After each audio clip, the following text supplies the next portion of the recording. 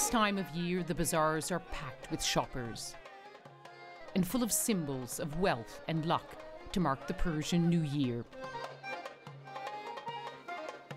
But for most Iranians, it's hard enough to make ends meet. In some cases, prices have tripled. This hall in the Grand Bazaar is also a showcase for Iran's finest wares, the carpets it's always traded with the world. Mehdi's family has been in this business for nearly 40 years, and business has never been so bad. Exports have dropped in recent years, mainly because of problems in banking transactions because of sanctions. It's not easy to sell an item and get your money for it. And of course, the other factor is not having enough tourists here because of recession in Europe itself. In some ways, Iranians are facing problems experienced by people in many places: high prices, low employment. But fixing the problems here is a lot harder because they're rooted in something much more fundamental, and it means resolving the decades-long strains in relations with the West. But things are starting to change. Even tourists are beginning to return.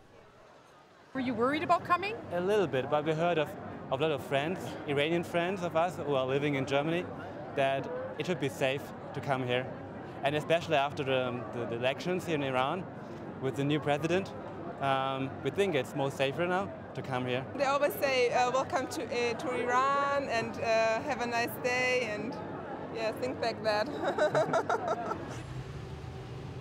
In wealthy North Tehran, there are all the symbols that Iran isn't completely cut off from the world. It's found ways to keep Western labels here. Some Iranians even got much richer under sanctions. There's a lot of building going on, even if there aren't many buyers. But there's a growing confidence Iran is open for business. A huge French delegation visited Iran recently. In fact, I would say probably the largest trade delegation we've had before or after the revolution, in fact, coming to Iran from Europe.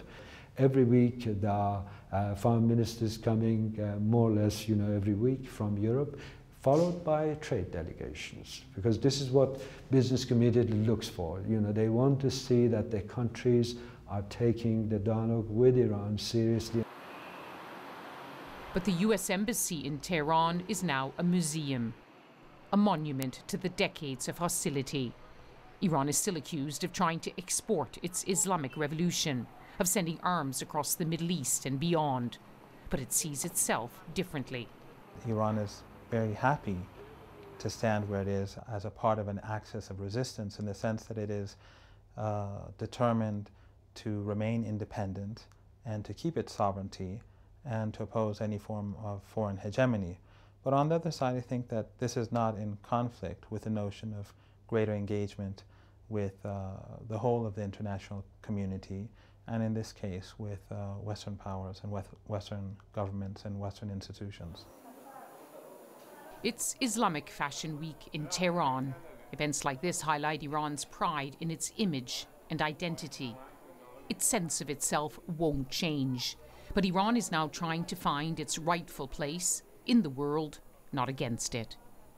Lyse Doucet, BBC News, Tehran.